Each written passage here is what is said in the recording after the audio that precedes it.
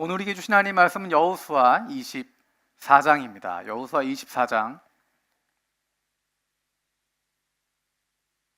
15절입니다. 여호수아 24장 15절입니다.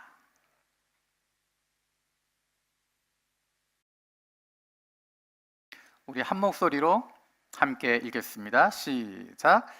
만일 여호와를 섬기는 것이 너희에게 좋지 않게 보이거든 너희 조상들이 강 저쪽에서 섬기던 신들이든지 또는 너희가 거주하는 땅에 있는 아모리 족속의 신들이든지 너희가 섬길 자를 오늘 택하라.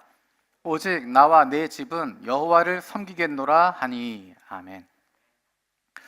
우리가 지난 6월부터 우리 교회, 우리가 사랑하는 교회가 하나님이 기뻐하시는 교회가 되기를 기도하는 마음으로 또 원하는 마음으로 함께 말씀을 나누고 있습니다. 영혼 구원하는 교회, 가족된 교회, 일상 속의 교회, 제자 삼는 교회, 그리고 세계를 붓는 교회. 우리 교회가 이런 교회가 되면 얼마나 행복할까? 여러분 행복하지 않겠습니까? 그런 교회에서 목회하는 목회자도 얼마나 행복하겠습니까? 저는 우리 교회가 그런 교회가 되기를 간절히 바랍니다. 여러분도 행복하고 저도 행복하고 하나님께서 기뻐하시는 그런 교회가 되기를 원합니다. 하나님께서 만약 저에게 네 소원이 무엇이냐 물어보시면 우리 교회가 하나님이 기뻐하시는 교회가 되는 것입니다 라고 할 것입니다.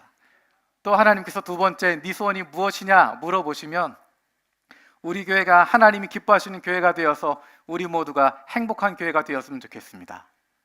또다시 세 번째 주님께서 네 소원이 뭐냐 물으신다면 우리 교회가 하나님이 기뻐하시는 교회가 되어서 우리 다음 세대에도 그 기쁨과 행복을 누리는 교회가 되었으면 좋겠습니다 할 것입니다. 이 마음이 저와 여러분 모두 동일한 마음이라고 믿습니다.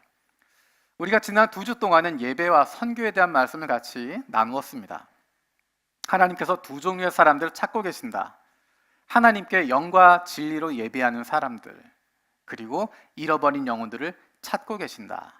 그래서 그 두 사람을 찾는, 두 종류의 사람을 찾는 사역, 예배와 선교, 그것이 우리의 사역의 기둥이다라고 이야기했습니다. 교회 안에서 예배와 선교만큼 많이 이야기되고 중요하게 다루는 것이 또 있을까? 성경이 우리에게 보여준 또 한 가지 중요한 하나님 백성의 공동체의 특징이 있는데 그것이 오늘 읽었던 본문 말씀에 있는 내용입니다. 우리 세 번역으로 다시 한번 읽어보겠습니다. 여호수아 24장 15절 시작. 주님을 섬기고 싶지 않거든 조상들이 강 저쪽에 메소포타미아에서 섬기던 신들이든지 아니면 당신들이 살고 있는 땅 아모리 사람들의 신들이든지 당신들이 어떤 신들을 섬길 것인지를 오늘 선택하십시오. 나와 나의 집안은 주님을 섬길 것입니다. 예배할 대상, 충성의 대상을 결정한다라는 것입니다. 그냥 남들이 흘러가니까 따라가는 것이 아니라 그냥 그런 분위기니까 간다라는 것이 아니라 내가 예배할 대상이 누구인지를 결정하겠다라는 것입니다. 나의 충성의 대상, 나의 헌신의 대상, 나의 소망의 대상을 결단하겠다. 그리고 거기에 이어지는 고백이 무엇이냐면 마지막 부분에 있는 나와 나의 집은 주님을 섬길 것입니다 라는 것입니다. 삶에서 예배자로 살아가는 것, 하나님의 자녀로 살아가는 것, 하나님의 백성으로 살아가는 것, 하나님과 함께 동행하는 삶을 누리는 것, 그것이 나로 끝나는 것이 아니라 나와 나의 집안은, 나와 내 다음 세대는, 우리 세대로 끝나는 것이 아니라 우리 다음 세대에도 그것이 이어지도록 할 것입니다 라고 하는 결단입니다. 우리가 예배와 선교 중요하다고 이야기했는데 그것이 여기서 멈추는 것이 아니라 우리가 있는 자리에서 끝나는 것이 아니라 다음 세대로 이어져 가는 것입니다.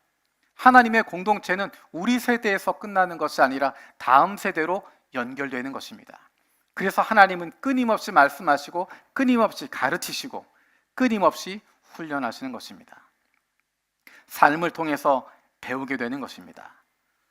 그렇게 하나님을 섬기는 삶의 기쁨을 배우는 것, 다음 세대에 전달하는 것, 그것에 대한 모습이 시편 128편에 잘 나타나 있습니다. 우리 시편 128편 1절에서 6절까지 말씀 세 번역으로 같이 읽도록 하겠습니다. 시작. 주님을 경외하며 주님의 명예에 따라 사는 사람은 그 어느 누구나 복을 받는다. 네 손으로 일한 만큼 네가 먹으니 이것이 복이요 은혜이다. 네 집 안방에 있는 네 아내는 열매를 많이 맺는 포도나무와 같고 네 상에 둘러앉은 네 아이들은 올리브나무의 묘목과도 같다. 주님을 경외하는 사람은 이와 같이 복을 받는다. 주님께서 시온에서 너에게 복을 내리시기를 빈다. 평생토록 너는 예루살렘이 받은 은총을 보면서 살게 될 것이다. 아들, 딸, 손자, 손녀 보면서 오래오래 살 것이다. 이스라엘의 평화가 깃들기를.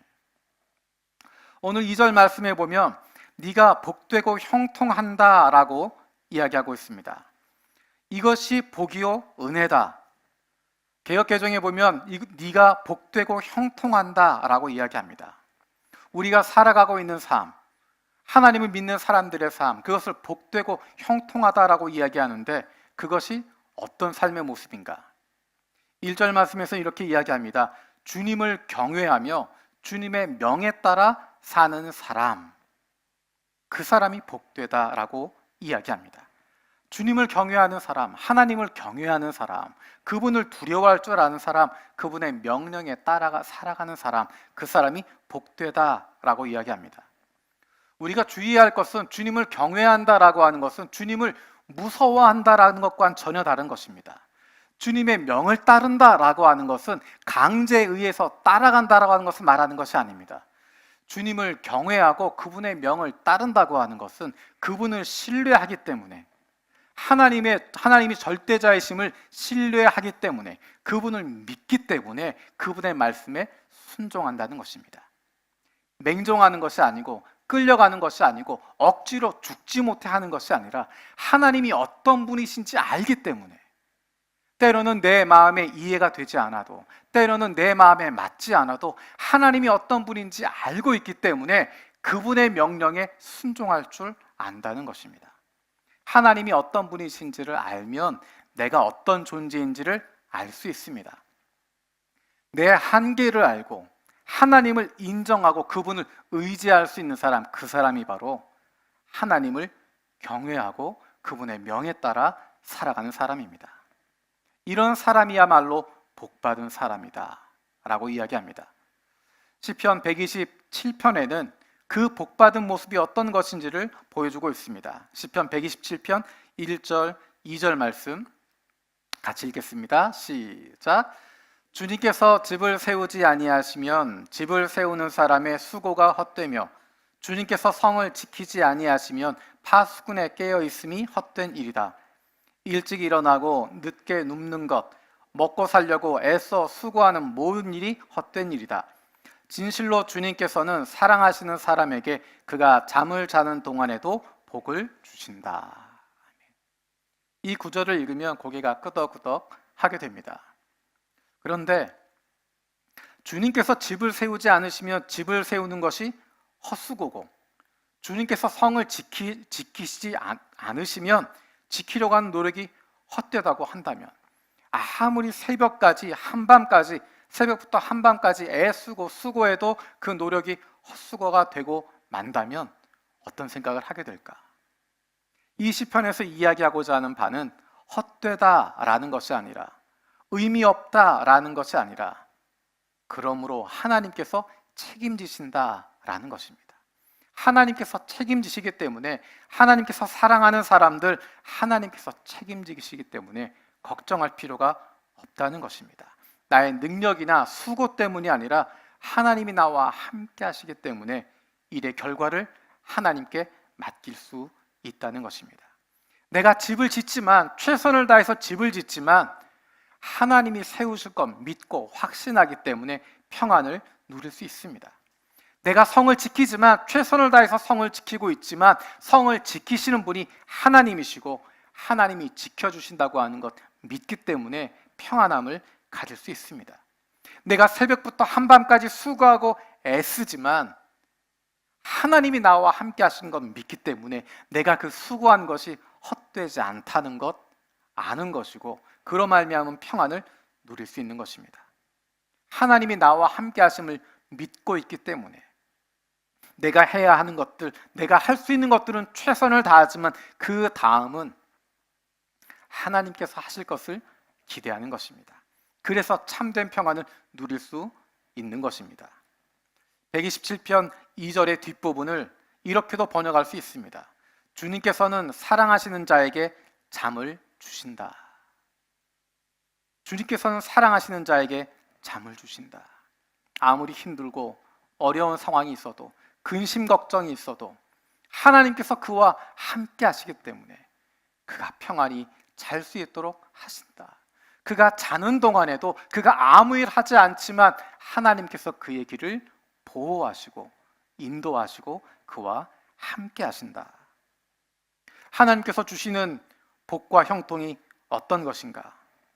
우리 2절 말씀 다시 한번 읽어보겠습니다. 2절 말씀입니다. 시작. 내 손으로 일한 만큼 내가 먹으니 이것이 복이요 은혜다. 하나님은 모르는 사람에게 이 이야기를 하면 웃을 겁니다. 네 손이 수고한 대로 네가 일한 만큼 먹으니 이것이 복이다, 은혜다 라고 말하면 코웃음 칠 겁니다. 내가 수고한 거, 내가 먹는 거 그게 무슨 은혜야. 수고한 만큼 받는 거 당연한 거지. 내가 일하지도 않고 얻게 되면 그게 복이고, 불로소득을 얻게 되면 그게 은혜지. 내가 일한 만큼 받는다고 하는 것이 무슨 복이고 무슨 은혜야 라고 말할 수 있습니다. 그것을 당연하게 여길 수 있을까? 우리가 지난 1년 반 넘는 시간 동안 코로나라고 하는 전혀 생각하지 못했던 일을 겪으면서 발견하게 된 것이 내가 한다고 되는 것이 아니구나라는 것입니다. 내가 조심한다고 해서 감염 안 되는 것이 아니구나라는 것입니다. 내가 열심히 일한다고 해서 회사가 버티는 것이 아니구나라는 것입니다.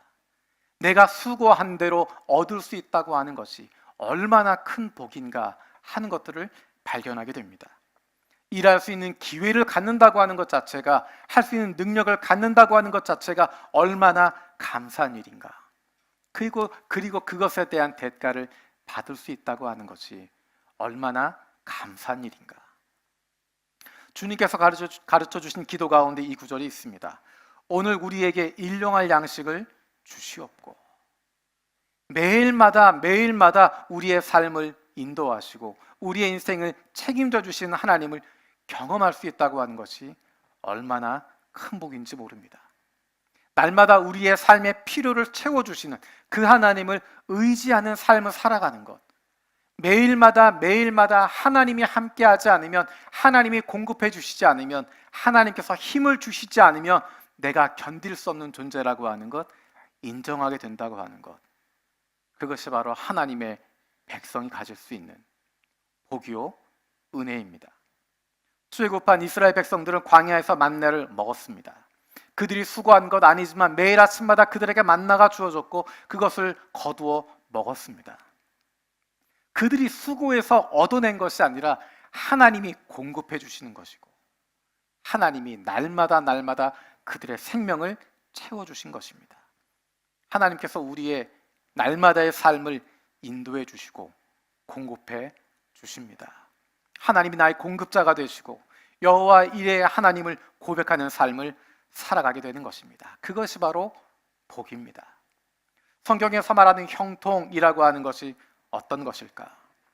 우리가 좋아하는 단어 가운데 한 가지가 형통이라고 하는 것입니다. 형통했으면 좋겠다. 우리의 삶이, 우리 자녀들의 삶이 형통한 삶을 살았으면 좋겠다. 그런데 성경에서 형통이라고 하는 단어와 가장 밀접하게 연결되어 있는 사람이 바로 요셉이었습니다.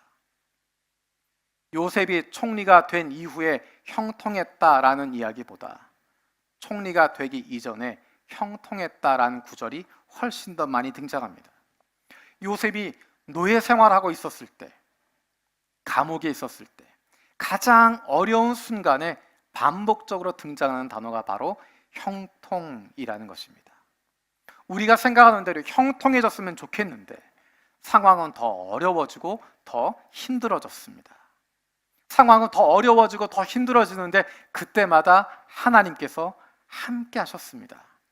함께 하시고 상황이 달라지는 것을 형통이라고 말하지 않고 하나님이 함께 계신다라고 하는 것을 형통이라고 표현하고 있습니다. 창세기 39장 2절 3절 말씀을 함께 보겠습니다. 시작. 주님께서 요셉과 함께 계셔서 앞길이 잘 열리도록 그를 돌보셨다. 요셉은 그 주인 이집트 사람의 집에서 살게 되었다. 그 주인은 주님께서 요셉과 함께 계시며 요셉이 하는 일마다 잘 되도록 주님께서 돌보신다는 것을 알았다. 요셉이 하는 일마다 잘 되도록 주님께서 돌보신다는 것을 알았다.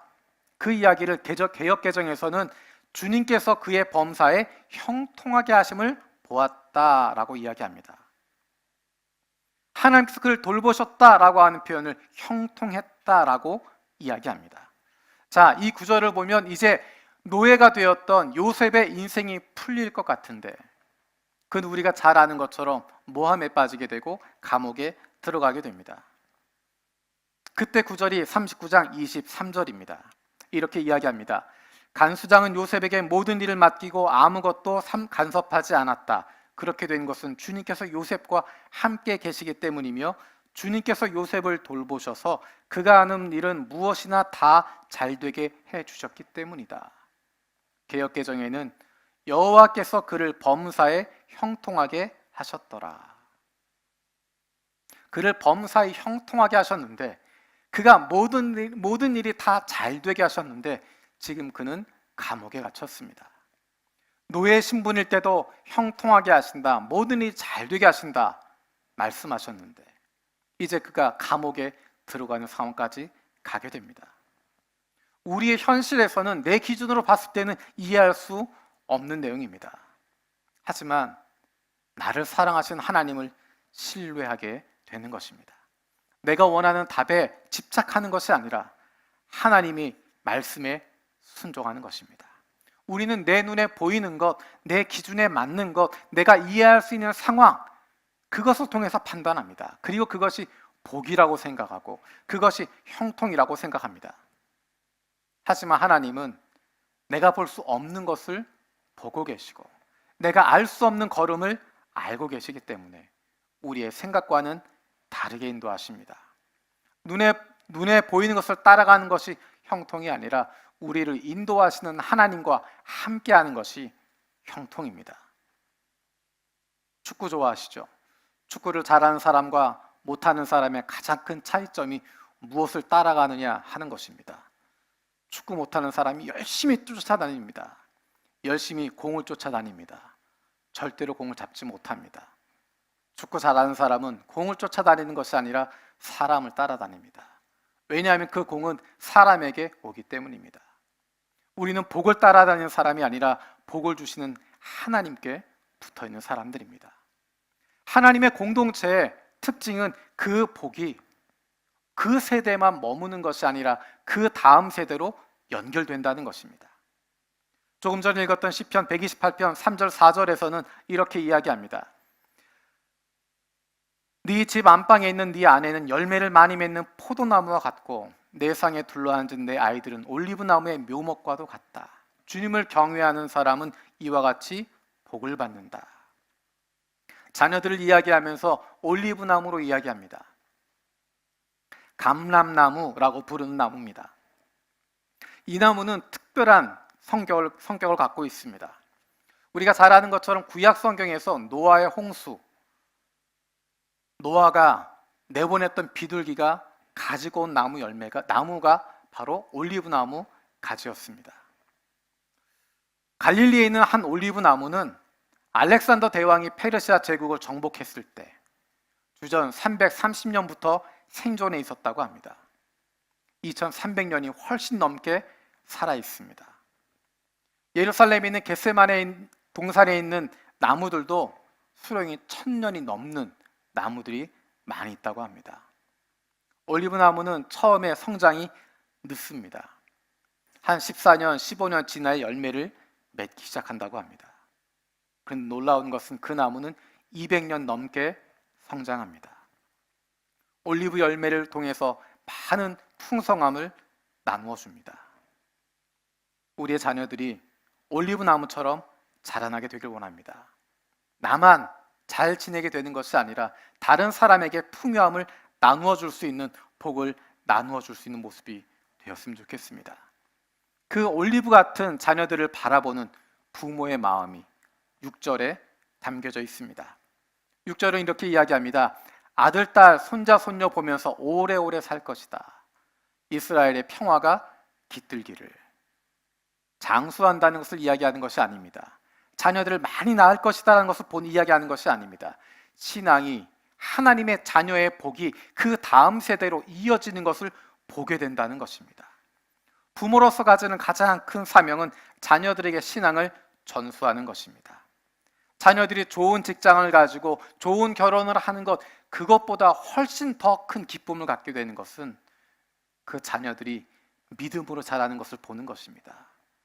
부모보다 더 좋은 믿음을 가지고 더 깊은 믿음을 가지고 성장하는 모습을 보게 되는 것입니다. 우리 교회가 힘을 기울여야 하는 사역, 그것이 바로 다음 세대를 신앙으로 키우는 것입니다. 우리 세대 화려하게 번쩍이고 끝나는 것이 아니라 시간이 걸리더라도 다음 세대, 그리고 그 다음 세대의 아름다운 열매를 맺게 되도록 만드는 것입니다. 이것은 우리 가정의 다음 세대를 이야기합니다. 뿐만 아니라 우리 교회의 다음 세대를 이야기합니다. 뿐만 아니라 일본 선교의 다음 세대를 이야기하는 것입니다. 우리 교회를 통해서 하나님께서 다음 세대를 세워가고 계십니다. 우리가 올해 일본인 중심 분립 개척을 하게 되었습니다. 그것은 일본 선교의 다음 세대를 키워가는 정말 중요한 한 걸음을 걷게 된 것입니다. 다음 세대 일본인 리더십에게 리더십을 주고 스스로 결정할 수 있도록 하고, 교인들이 스스로 마음을 모을 수 있도록 하고, 누가 시켜서가 아니라 스스로 헌신돼서 기도하는 가운데 마음의 결단을 내리고 힘들고 어려운 길을 선택하게 되어지는 것. 또 우리 교회에 남아있는 일본부도 그것을 결정하는 것입니다. 일본 선교를 통해서, 일본 선교를 위해서, 다음 세대를 위해서 우리가 어떻게 할 것인가 고민하는 가운데 분립개척해서 나가는 것도 소중하지만 이 자리에 남아서 일본부를 섬기는 것도 귀한 일이기 때문에 결정을 내리고 이 자리에 남습니다.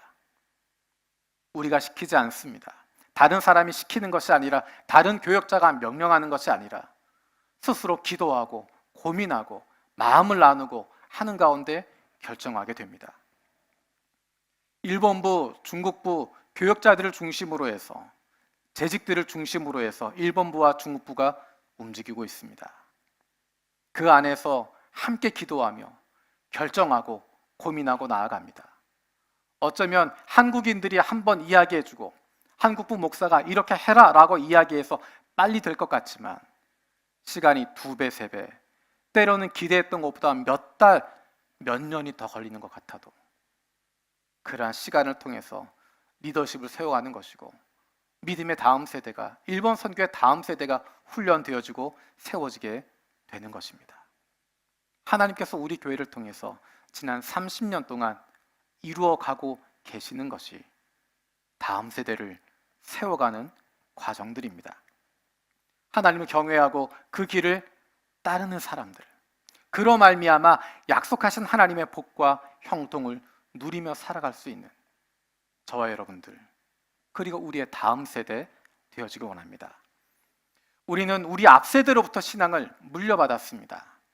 단순히 20년 전, 30년 전을 말하는 것이 아니라 초대교회로부터 그 신앙이 이어져 왔습니다. 우리는 목숨을 두려워하지 않는, 이 세상의 가치관과 부딪히는 가운데서도 물러서지 않는, 하나님 나라 백성으로 살아가는 기쁨을 가지는 그런 신앙의 전통을 이어받아 왔습니다. 우리 초대교회 믿음의 선배들이 그렇게 살아왔습니다.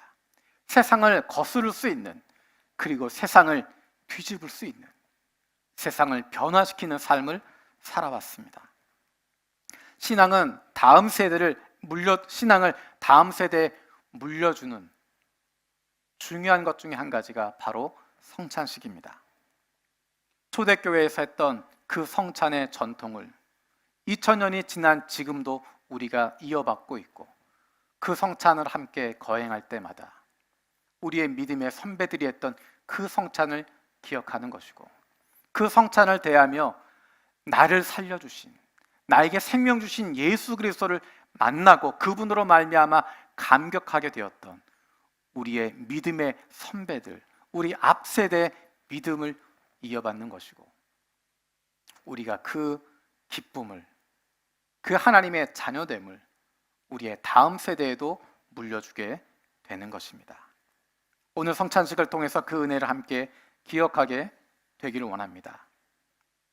하나님의 은혜로 말미암아 구원을 선물로 주셨습니다.